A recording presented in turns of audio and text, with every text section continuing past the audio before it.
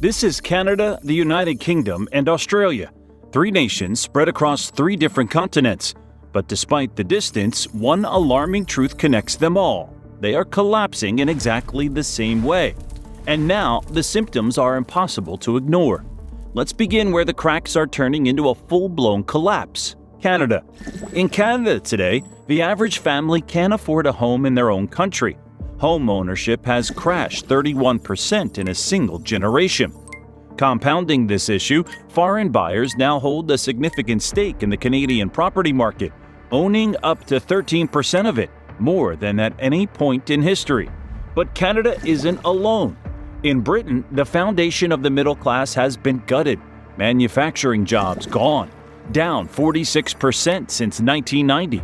And what did families get in return? The highest tax burden since World War II, all while public services fell apart. But this isn't just a British problem. Across the world, Australia is living the same nightmare, only deeper. There, a quiet takeover is underway. Foreign corporations now control 80% of the country's critical resources. And the dream of home ownership? Dead on arrival. Housing prices have soared by 500%, while wages crawled just 80%. Young Australians are being priced out of their future in their own country. And this pattern across continents, across governments, is no accident. This isn't just failure. It's not bad luck. It's called managed decline, and it's happening by design. And if you're watching this thinking it can't happen here, you need to pay attention, because these three nations are the test cases for what's already occurring throughout the Western world. What you're about to learn in this video will completely change how you understand what's happening to these once powerful nations, and why everyone should be deeply concerned about what comes next. The evidence is hiding in plain sight. Government documents, insider testimonies, and statistical patterns reveal a blueprint that's been quietly unfolding for decades. And once you see it, you can't unsee it.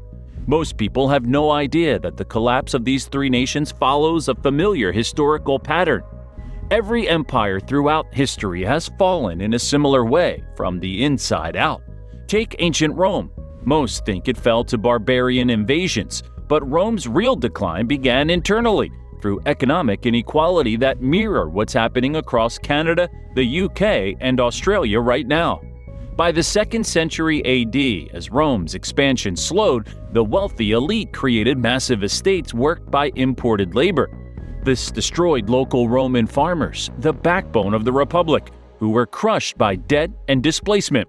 Sound familiar? It should. It's the exact same pattern unfolding today. When Roman reformers tried addressing these inequalities, they were eliminated.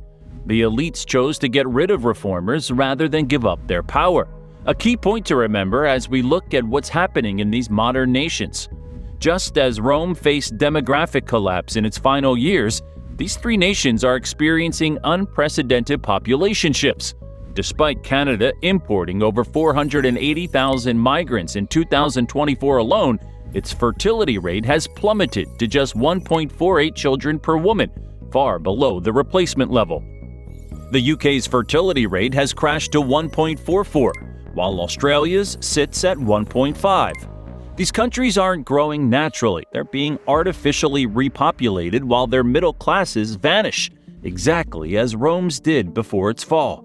Managed decline might sound like boring corporate jargon, but it represents one of the most dangerous concepts in modern governance.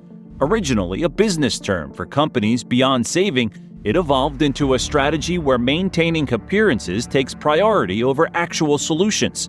This isn't conspiracy theory, it's documented policy. The concept emerged during the 1980s in Britain when Margaret Thatcher's government advised that struggling industrial cities should be left to manage decline, controlling the collapse rather than preventing it. But what's truly shocking? This localized strategy has now been scaled up to the national level across Canada, the UK, and Australia, and the evidence isn't hidden. It's being announced openly. Don't believe it? Just look at the official messaging coming out of these governments. Their infamous "you'll own nothing and be happy" rhetoric wasn't just a meme, it's becoming the reality for millions. In Australia, government reports warn of a generation of forever renters, as home ownership slips out of reach for younger Australians. In Canada, nearly a third of people under 40 now say they expect to rent for life, according to recent surveys. And in the UK, a 2025 policy paper declared that the era of mass homeownership is over, signaling a long-term shift away from traditional property ownership. If this is your first time hearing about managed decline, prepare for a rude awakening, because once you understand how it works, you'll start seeing it everywhere. And nowhere is it more obvious than what's happening to Canada right now. Canada presents itself as a progressive, independent nation. The reality? It's being transformed back into a resource colony before our very eyes. Here's the playbook being implemented with frightening precision. First, domestic production gets strangled. Since 2009, business investment per worker in Canada has fallen by 20%, according to Statistics Canada, part of a broader trend tied to weaker market competition. Meanwhile, productivity has stagnated. Canada also recorded only 1.1% growth in real GDP per capita between 2014 and 2024, making it the second worst performer among 38 high-income countries. Second, the market gets flooded with new consumers. Canada now has the highest population growth in the G7, with 98% coming from immigration. This creates artificial GDP growth on paper while masking collapsing living standards.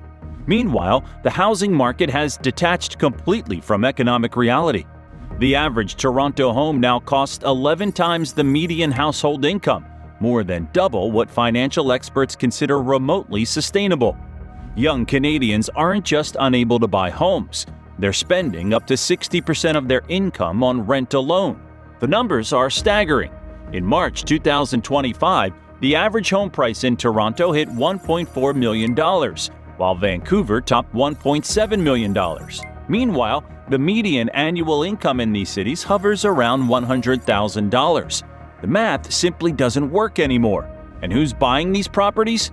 Foreign investors purchased tens of thousands of Canadian homes in recent years, with many left empty as pure investment vehicles.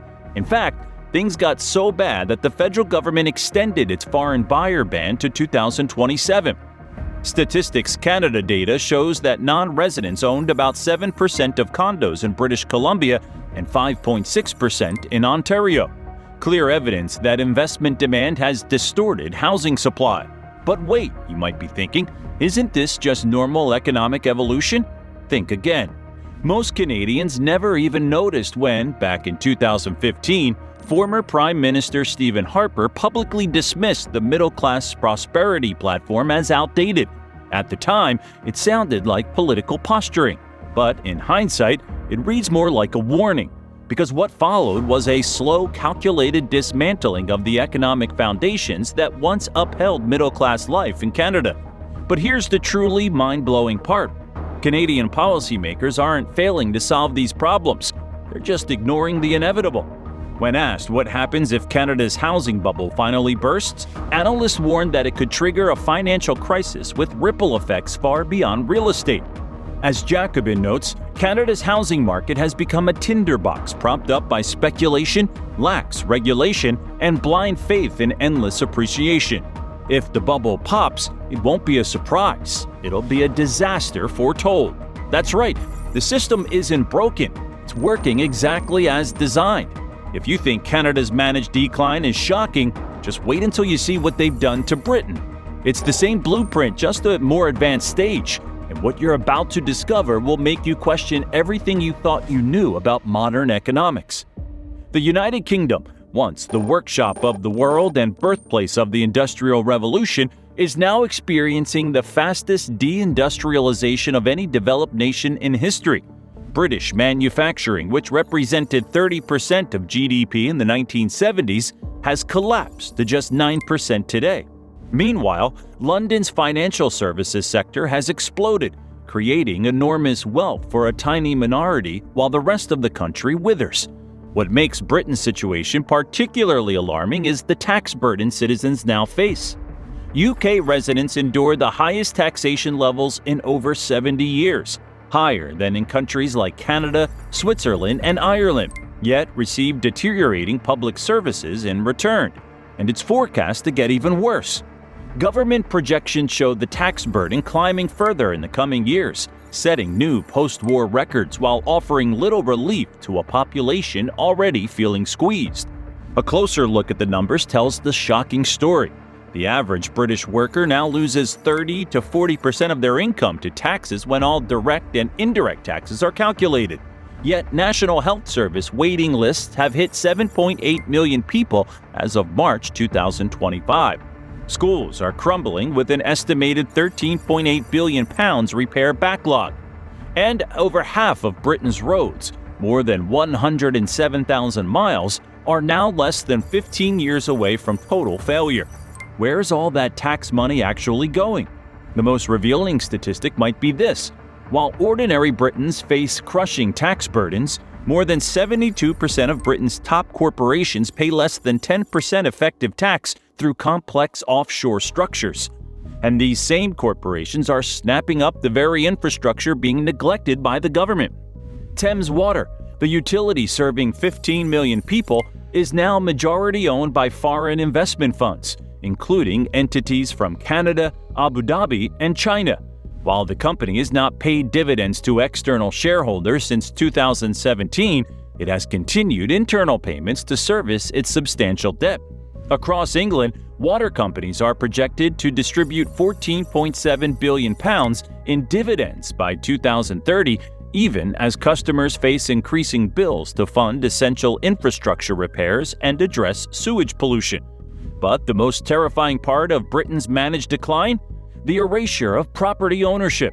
Homeownership among Britons under 35 has plummeted from 65% in 1996 to just 28% today. Meanwhile, over 40% of rental properties are now owned by overseas investors who leave many units deliberately vacant as pure investment vehicles. And who's buying these properties? In London alone, nearly 27% of all homes sold in the first quarter of 2024 were snapped up by foreign buyers, 3% from the year before. Chinese and Middle Eastern investors led the surge, while American investment giants like BlackRock continued expanding their portfolios by acquiring large numbers of former public housing units. The message couldn't be clearer. Ordinary citizens are being transformed from property owners into permanent renters, from stakeholders into dependents. This isn't just the side effect, it's the primary objective. How far will they go with this plan? Look no further than Australia, the testing ground for the most extreme version of this economic transformation. What's happening there right now is a preview of what's coming for the rest of the Western world. Australia markets itself as the lucky country, a land of sunshine, prosperity, and opportunity. The reality? It's experiencing perhaps the most dramatic transformation of all three nations. Once a country with the highest home ownership in the world, Australia has seen that dream evaporate for an entire generation.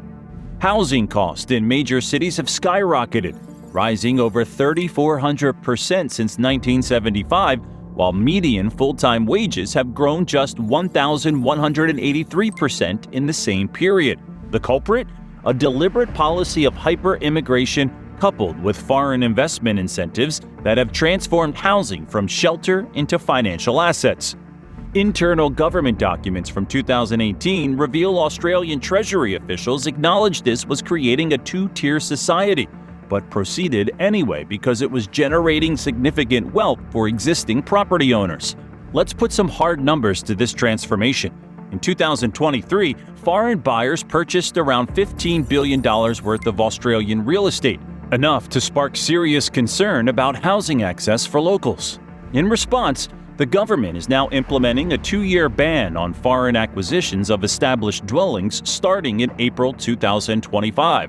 Meanwhile, immigration hit a historic high, with 547,200 new arrivals approved in 2023, even as building permits for new housing dropped by 8.5%. Elementary economics tells us what happens next: skyrocketing prices that make homeownership impossible for ordinary Australians. In Sydney, the median home now costs 15.3 times the median annual household income, officially making it more unaffordable than even notoriously expensive San Francisco or New York. But the housing crisis is just one piece of Australia's managed decline. The country's natural resources, once considered the birthright of all Australians, have been systematically sold off to foreign interests.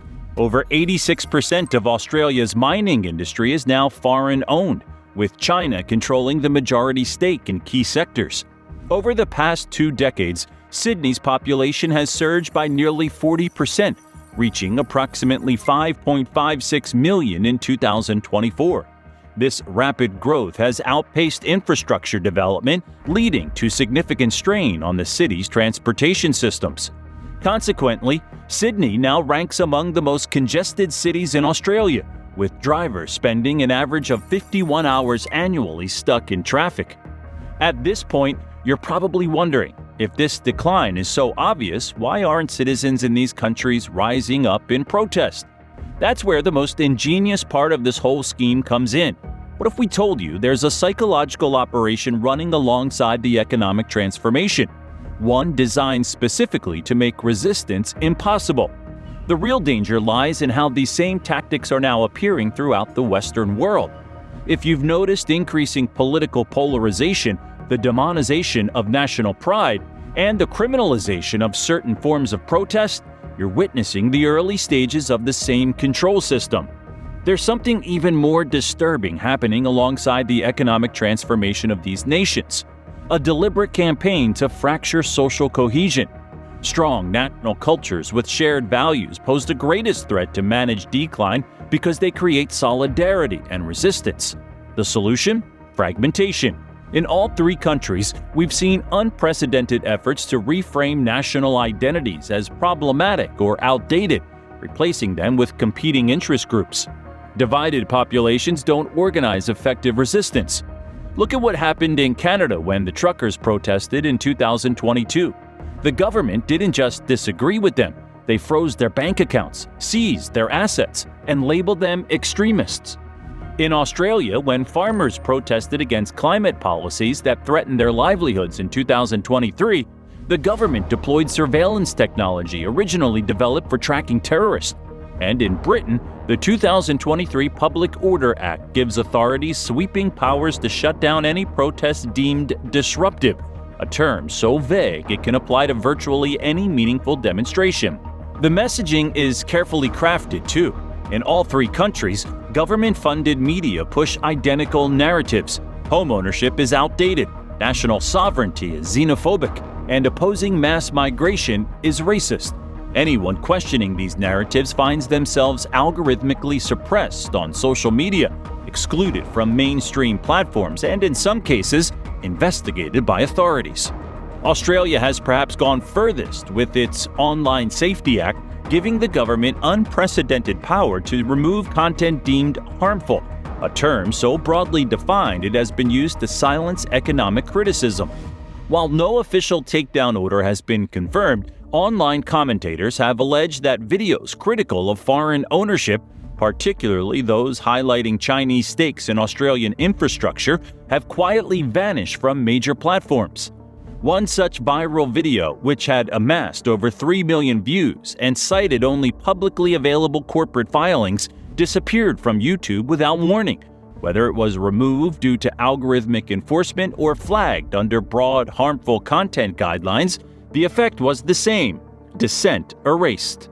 These tactics create what psychologists call learned helplessness. When people experience enough futility in changing their circumstances, they stop trying altogether. But are we really helpless? That's where the story gets interesting. Because if you think the situation is bleak now, wait until you see the final phase of this plan that's already being set in motion. The endgame isn't just economic restructuring, it's the complete transformation of Western democracies into controlled, feudalistic systems where citizens own nothing and corporations own everything.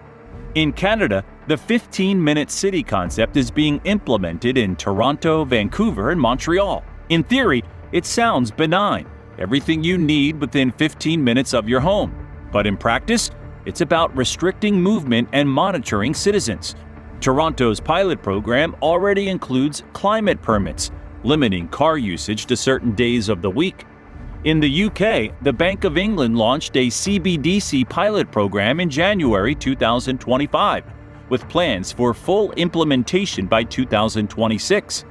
These central bank digital currencies will give governments unprecedented control over how and where you can spend your money.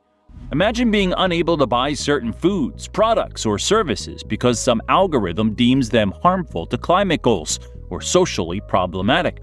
And in Australia, the Digital ID Act passed in February 2025 creates a mandatory biometric identification system ostensibly to streamline government services.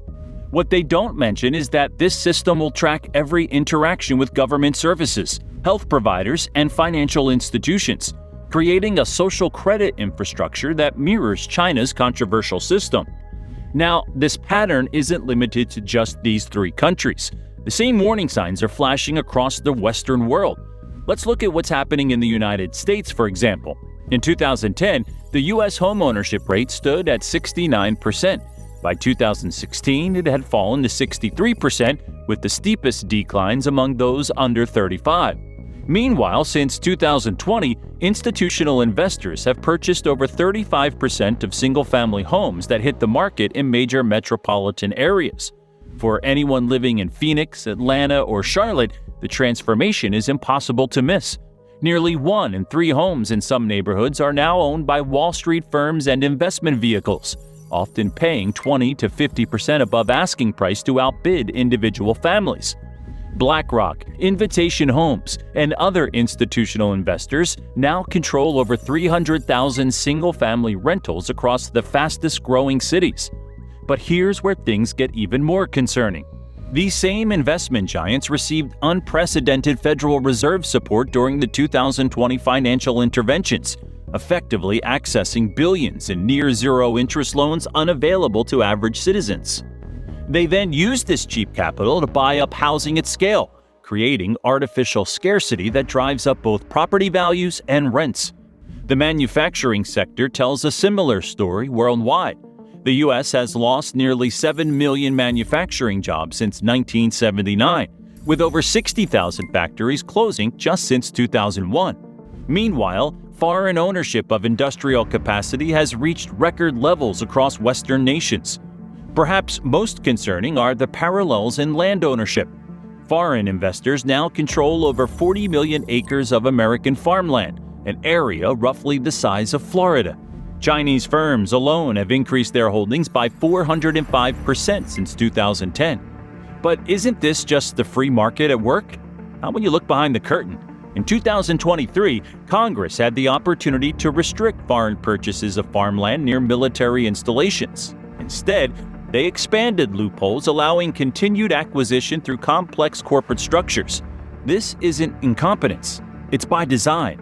Federal Reserve pilot programs for a digital dollar mirror developments in Britain and Australia, creating the framework for programmable money that can be restricted based on social policies or political positions, all while wealth concentration has reached levels not seen since the 1920s, with the top 1% now controlling more wealth than the bottom 90% combined in many Western nations.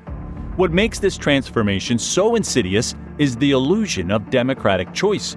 Both major political parties in all these countries, despite their rhetorical differences, have implemented virtually identical policies around housing, immigration, financialization, and foreign investment when in power. Voters on the left blame the right for deregulation that empowers Wall Street. Voters on the right blame the left for immigration policies that drive housing demand. Meanwhile, the actual policy framework enabling managed decline continues regardless of who holds office. This manufactured division is precisely the point. By keeping populations focused on cultural battles and partisan identities, the fundamental economic restructuring continues unnoticed. As the Roman poet Juvenal observed 2,000 years ago, give them bread and circuses and they will never revolt. Swiss economist Ernst Wolff offers a compelling explanation for what we're witnessing globally. He calls it the Great Taking, a systematic transfer of real assets from middle-class citizens to a concentrated few before an engineered financial crisis. The pattern is remarkably consistent across Western democracies. First, create asset bubbles through loose monetary policy. Then enable massive institutional buying of real assets. Next, implement digital currencies and financial controls. The fourth step appears to be triggering a controlled economic crisis. And finally, consolidate ownership through foreclosures and bankruptcies. We've already witnessed the first three stages playing out. The fourth appears increasingly imminent as central banks worldwide signal major monetary shifts, preparing the stage for what the World Economic Forum openly describes as the Great Reset. The uncomfortable truth is that nations failing to provide futures for their citizens have already sealed their fates. When managed decline becomes official policy, whether stated openly or pursued covertly, the social contract fundamental to Western democracy breaks down entirely. Like Rome, these modern nations won't collapse overnight, but will face prolonged deterioration while maintaining a facade of normalcy. The signs are already unmistakable throughout the Western world: declining birth rates, exodus of talent, and erosion of social cohesion. This isn't just about faraway countries. It's a global pattern affecting people everywhere. When major investment firms purchase entire neighborhoods, when manufacturing jobs vanish despite campaign promises, when foreign entities buy up farmland and critical infrastructure, you're seeing managed decline in action. The question isn't whether Canada, the UK, and Australia can recover their former prosperity. It's whether citizens worldwide will recognize the orchestrated nature of economic transformation before it's too late to change course. The Western world stands at a crossroads. The same policies that destroyed middle-class prosperity in these three countries are being implemented worldwide with frightening speed. Home prices have doubled in 15 years while real wages have stagnated. Manufacturing has been systematically offshored. Foreign ownership of farmland, real estate, and critical infrastructure is at record highs in country after country. Even the cultural engineering tactics are identical: divide the population, criminalize dissent, and promote a new normal where you'll own nothing and be happy. What we're witnessing isn't just economic restructuring. It's the deliberate dismantling of societies built on middle-class prosperity, replaced with a new feudalism where owning nothing is celebrated as freedom. If you found this video eye-opening, make sure to like and subscribe for more hard-hitting analysis. The mainstream media won't touch these topics, but we believe you deserve to know the truth about what's really happening to these once great nations. What do you think?